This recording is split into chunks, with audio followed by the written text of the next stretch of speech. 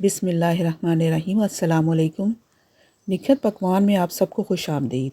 Last video में हमने whipping cream के साथ बटर बनाया था। आज हम उस बटर को क्लैरिफाई बटर या घी में कैसे कन्वर्ट कर सकते हैं, आइए देखते हैं। बटर को बड़े पैन में शिफ्ट कर दिया और बटर निकाल रहे हैं तो सीधा सीधा उसी में डाल दें अगर आप घी बना रहे हैं। बटर को ज़ाया नहीं करना। अब इस ग्राइंडर में थोड़ा सा गर्म पानी डाल के हिला के इसी देगचे में डाल दें। जब इस तरह सारा हम एक पैन में डाल लेंगे तो चूल्हा हमने ऑन कर दिया। बटर को सिर्फ मेल्ट करना है यहाँ पर, और हमने कुछ नहीं करना। बटर मेल्ट हो जाएगा, उसकी झाग भी ऊपर आ जाएगी, दूध सारा नीचे बैठ जाएगा।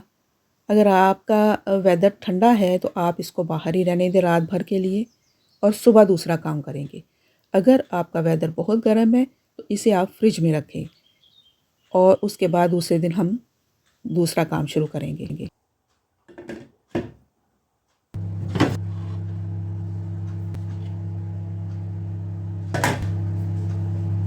ये दूसरे दिन का वो बटर है जिसको मैंने मेल्ट किया था, और ये देखिए इसके ऊपर ठंडा हो के ऊपर आ गया, लेकिन इतना ठंडा नहीं हुआ। ये इसको बिल्कुल ठंडा हो जाना चाहिए था। तो अभी मैं इसका वेट करती हूँ और ठंडा होने देती हूँ उसको। आराम से फिर उतर जाएगा ऊपर से। दोबारा चेक किया तो फिर भी इसकी लेयर ठंडी होके जमी हुई नहीं थी। तो फिर भी शुरू करते हैं अपना काम। ऊपर से लेयर उतार के दूसरे बर्तन में शिफ्ट कर दें। और अगर आपके फ्रिज में जगह है तो आप फ्रिज में रख लें, फिर इजीली उतर जाएगा। मेरे फ्रिज में इतनी जगह नहीं थी, ये काफ़ी बड़ा पैन था।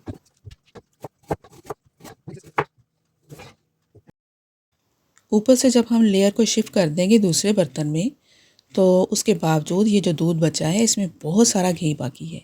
इसे हमने गिराना नहीं है, दोबारा उबलने के लिए रख देना है। जब उबल जाएगा, ये जो इसकी साइडों पे घी लगा हुआ है वो सारा मेल्ट हो के एक जगह पे इकट्ठा हो जाएगा। दोनों साइडों पे मैंने फ्लेम को ऑन कर दिया है।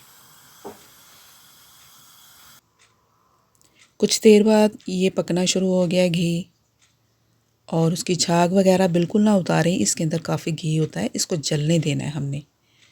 ये जो दूध है सारा जल जाएगा और घी हमारा बिल्कुल अलग हो जाएगा। थोड़ी देर बाद इसको थोड़ा सा आप हिलाते जाएं ऊपर से, ताकि ये दूध की जो झाग है ये नीचे बैठती जाए। जब ये नीचे बैठ जाएगी तो फिर जलना शुरू हो जाएगी। इस काम को मैंने यहीं रोक दिया था, चूल्हे बंद करके मैंने कवर कर दिया दोनों को। और शाम को दोबारा से मैंने स्टार्ट किया जब, तो ये ठंडा हो चुका था, आप देखें।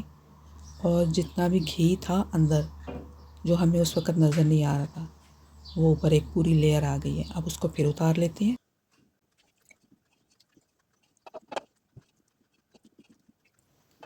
वेदर थोड़ा सा चेंज हो गया था, इसलिए आसानी से ऊपर से उतर गया है।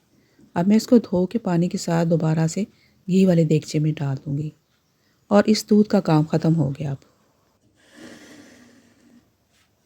चलें जी, अब आ गया है हमारा लास्ट स्टेप।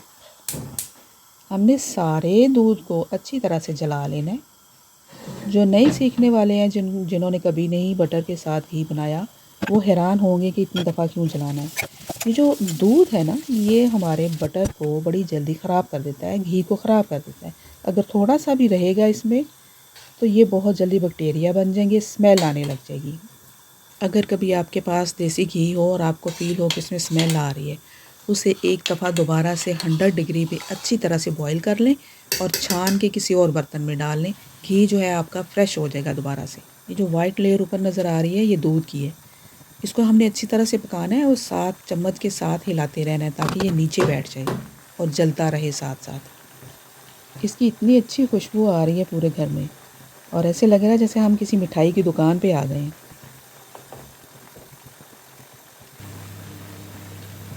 ये क्योंकि बहुत ज़्यादा महंगा होता है, इसके पास खड़े रहना है, ये बॉयल हो के चूल्हे के अंदर ना गिर जाए। चम्मच हिलाते रहना है, देखते रहना है, बहुत ज़्यादा नहीं जलाना इसको। जी अल्हम्दुलिल्लाह हमारा घी जो है वो बिल्कुल रेडी हो गया। अब चूल्हे को बंद कर दिया है, ठंडा होने के लिए रख देंगे। ठंडा इतना नहीं करना कि ये जम जाए और इसको पुनने में मुश्किल पेश आए।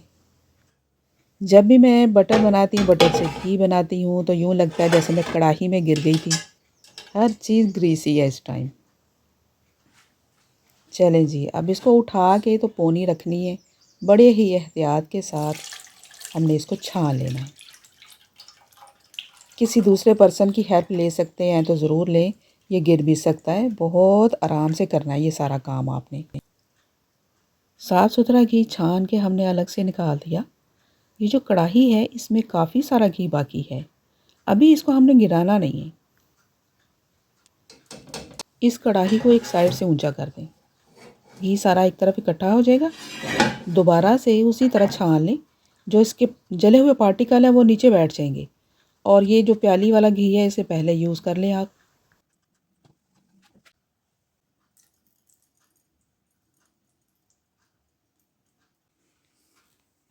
फाइनली कढ़ाई हो गई है हमारी फारग, इसमें कोई घी बाकी नहीं है। और ये जो बॉल वाला घी है इसे मैं अभी यूज़ कर लूँगी किसी पराठों वगैरह में। अब इतने घी को सेव कैसे करना है, तो मैंने डिस्पोजेबल बॉक्सेस लिए। अब इनमें मैं घी डालना शुरू करती हूँ।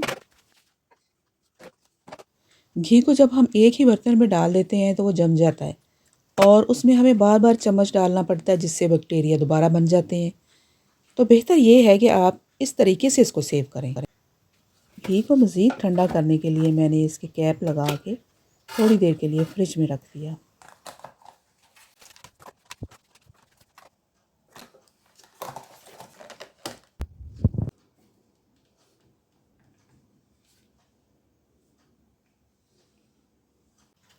रुके रुके, अभी जाना नहीं। अब क्या करना है, अब इन बॉक्सेस से घी को निकाल लेना है। तो घी क्योंकि थोड़ा सा स्टक हो गया है, मैं नहीं चाहती कि मेरे बॉक्सेस टूटें। मैं इनको दोबारा से रीयूज़ करूँगी अपने फूड वगैरह डालने के लिए, लंच बॉक्स बनाने के लिए। तो मैं आराम से छुरी की मदद से इसको थोड़ा सा हिला जुला के निकाल लूँगी। तो मज़ेदार घी के ब्लॉक्स बन गए।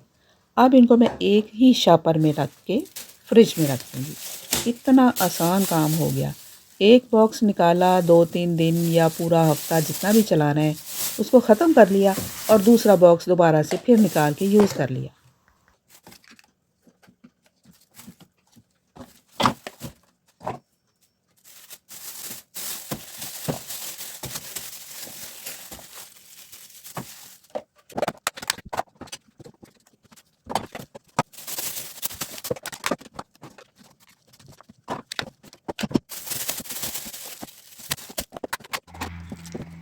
घी हमारा तैयार है बिल्कुल। अच्छे रिज़ल्ट के लिए मेहनत तो करनी पड़ती है, तो आपने देखा होगा कितनी ज़्यादा मेहनत करनी पड़ी मुझे। आप भी अपने घर में घी बनाएं, खालिस देसी घी, और इन्जॉय करें। हमारी बड़ी बूढ़ियाँ एक मुहावरा बोला करती थी, हथड़े हिलाइए तो पर पर खाइए। ज़बरदस्त किस्म का देसी घी रेडी है। आज ही चावल बॉयल करें, देसी घी डालें ऊपर, मेरी तरह थोड़ा सा शक्कर डाल के खा के देखें, इंजॉय करेंगे इंशाल्लाह। बच्चों को चूरी बना के दें, खिचड़ी में डालें, साग में डालें। अल्लाह हाफिज़।